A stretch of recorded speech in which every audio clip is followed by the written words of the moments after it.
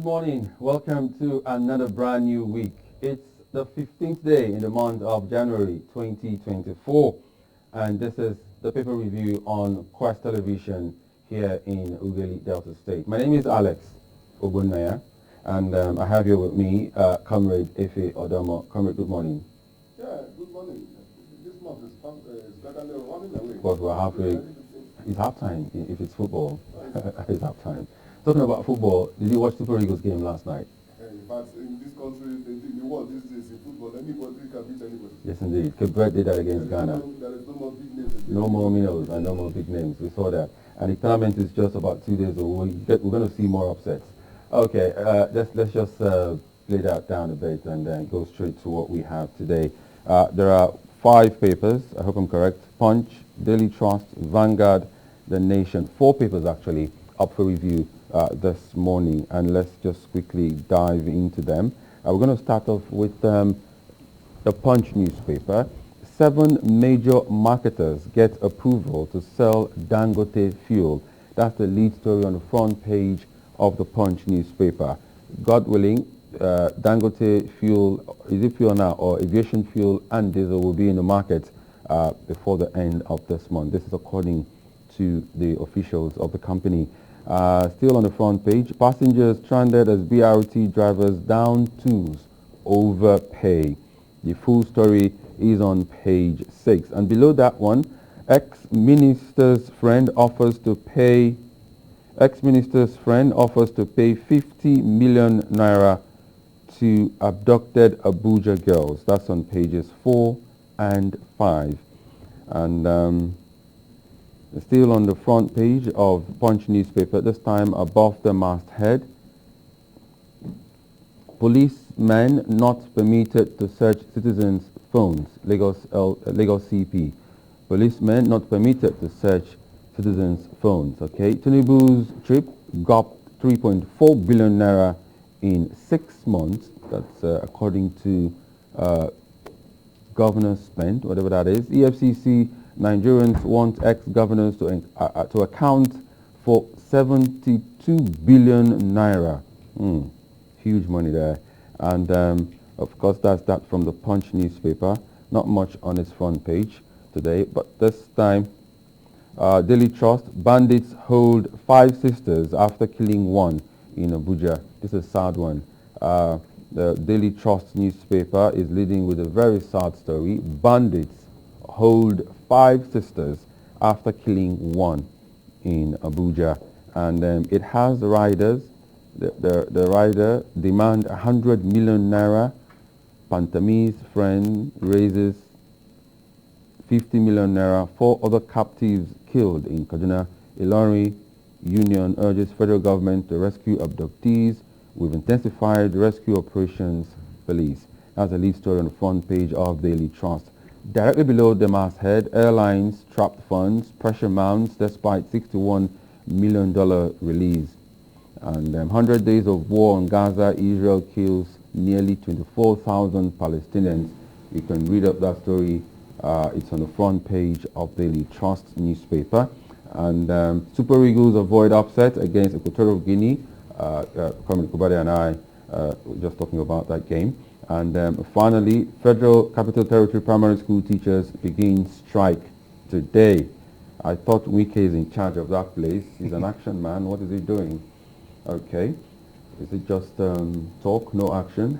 Let's go to the Vanguard newspaper now. And manufacturers threatened as CRR rises 45.5% to 13.81 trillion naira. The full story is on page 19. This is more business related, and manufacturers, of course, understand what this means.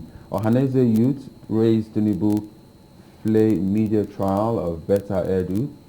You can read up that story on page 8 of the Vanguard newspaper. Ohaneze youth praised Tinubu Flay media trial of Beta Edu. Nigeria can't make progress without true federalism. That's according to Obong Victor Atta, one-time governor, I think, of Cross River State, if I'm correct. AFCON, Nigeria 1, Equatorial Guinea 1, Westerhoff, Chidi Wano in shock, ask many questions about Eagles. That story is on page 30 of the Vanguard newspaper. And one last story, Supreme Court verdict, we didn't trade off Kano APC. We didn't trade off Kano APC. Okay, let's go straight to the Nation newspaper. Supreme Court verdict, APC didn't trade off Kano Play 2. That's the lead story on the front page of the Nation newspaper. The writer says it's purely a legal matter. Victorious governors hail Tinubu's non-interference. I'm going to ask you that. Why all of them keep hailing Tinubu? Why are they hailing him? I don't understand. These guys, I don't get it. Why are they hailing him? I don't understand. Okay. These are hypocrites and praise singers because they're looking for something from the pocket. The court ruled and then you're hailing Tinubu. I don't understand. Okay. As if what he did is outside his purview. Westful Eagles failed to win AFCON opener. We've seen that one. Some of us watched the game last night. Food forex pressure push inflation to 29%. Edo 2024 APC invites Oshomole Izeyamu orders. That place is going to boil again. We hope it doesn't snowball into anything bad. Governor to change approach on discourse funding. And President gets kudos for anti-graft moves. That's that from the Nation. And of course, that's the last paper up for review this morning. Let's go straight to some of the stories making the rounds now. Yes, let's start with this one. It's a sad one. Bandits hold 5 sisters after killing one in Abuja. The gist has been trending because it's been long. They've been kidnapped. This family of about 6-7 of them, and they've been calls that the president is not doing enough. Bandits and kidnappers have completely overrun many parts of this country. Yes, you know, that is what gives me some stomach ache. Somebody is hailing the president because anti-graft moves. I don't understand. While your country is burning, not boiling now, your country is boiling, burning with kidnappers everywhere, bandits ravaging the whole part of the country. People are in captivity for years now. Nobody has been released. The government has not been able to force any of these bandits to release anyone. Then somebody is talking about anti-graft and you are healing Mr. President. If that man that made that comment supposed to even be checked whether something is not too balanced. Because I can't see any reason why you have almost 3 parallel governments and you are happy, you are seated in the office and taking accolades from people that you have done well. You know, at times too, they say you should clap for a lazy man so that his hands will be strong. Maybe that is, well, that's what they want to achieve. Otherwise, I don't see anything to applaud in this our time that something is right. Nothing is right in Nigeria as far as today is concerned. Look at the news I just read this morning. 45 passengers kidnapped on their way traveling. 45 of them. Then tomorrow somebody will say, we are hailing the move. So what are you hailing? We are supposed to be in a sober reflection mode. We are supposed to be crying every second of our time. Because we're in a perilous time. It could not happen to anybody anytime. No more position, no more, I'm a big man in the society. No, everybody is now being reduced to the same level. And the government felt unconcerned. They laughed it away. Our military men are being killed every day through ambush by the bandits. We laugh it away. Paramilitary are going every day. We laugh them away. Then somebody is saying that because somebody was arrested for anti-graft, you are giving him kudos. Supreme Court made a pronouncement, you are giving him kudos. Kudos over what? Let us be sincere.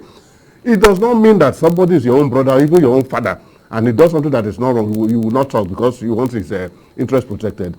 The things you ignore today will come back and be your problems tomorrow. Like Awula once said, that the children of those you fail to educate today will grow up tomorrow to give problems to your children. And that is exactly what we are experiencing. When they said it last time, people thought that Ima was just talking out of point. But what are we experiencing today? The words of elders that did not work today will work tomorrow.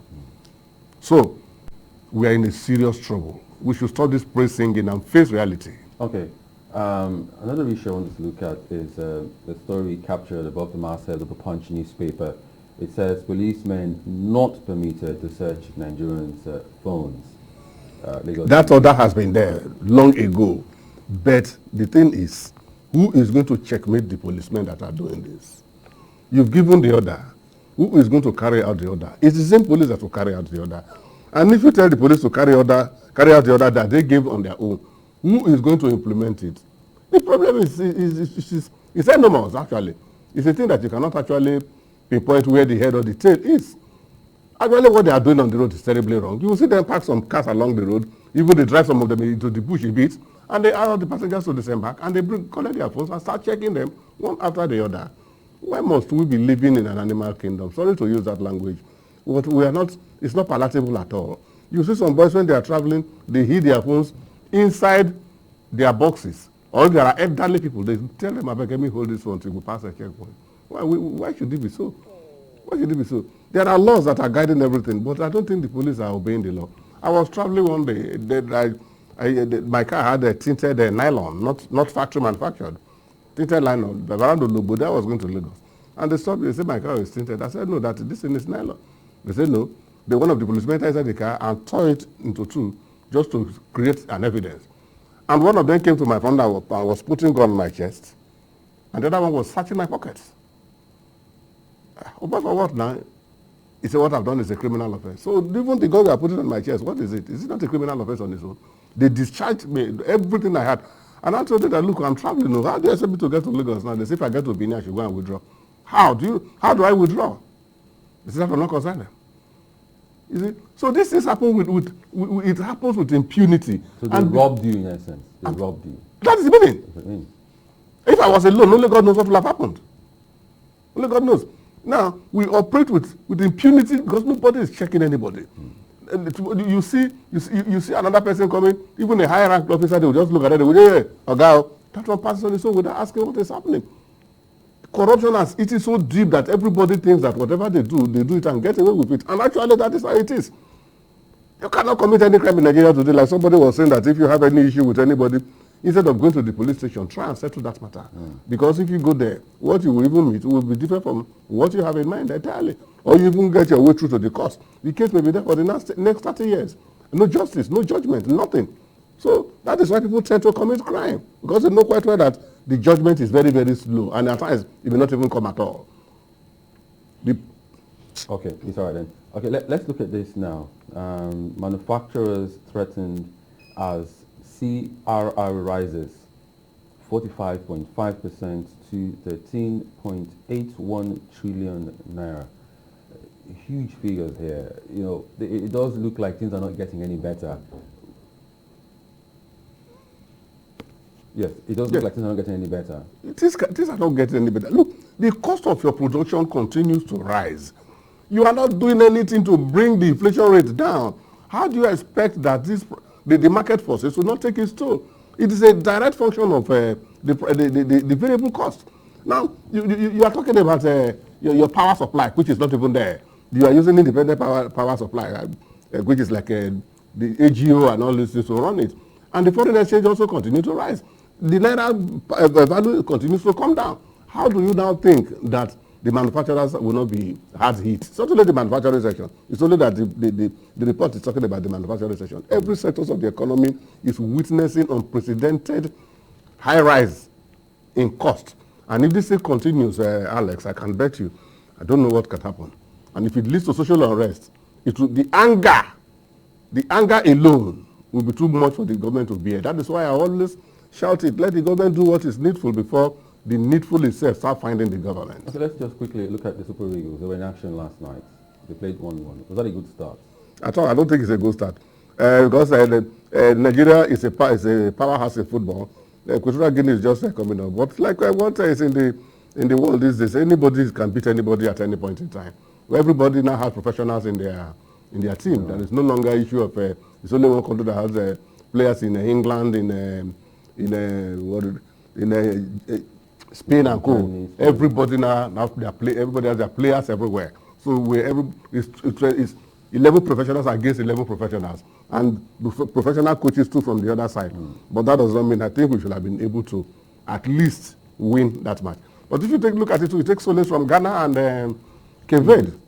Ghana lost that match too. It was also drew. Yes, I was surprised that. But if you watch that match, you will see that those boys outplayed Ghana. Let us be sincere, they outplayed Ghana.